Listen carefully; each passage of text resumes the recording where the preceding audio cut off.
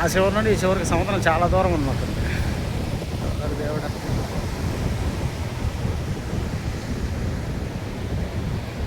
పోయే కొద్దిరం అడుగడుగునా అలా సౌండ్ అయితే సూపర్గా ఉన్నాయి.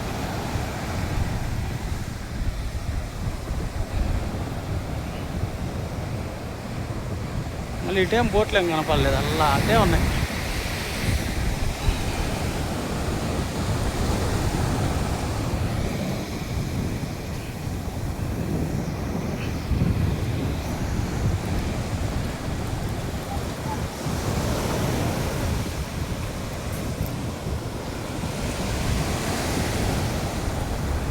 ఈ సముద్రపు అలల దెబ్బకి గవ్వలు కొట్టుకొని వస్తున్నాడు. బాగున్నాయి గవ్వలు కూడా చూడడానికి.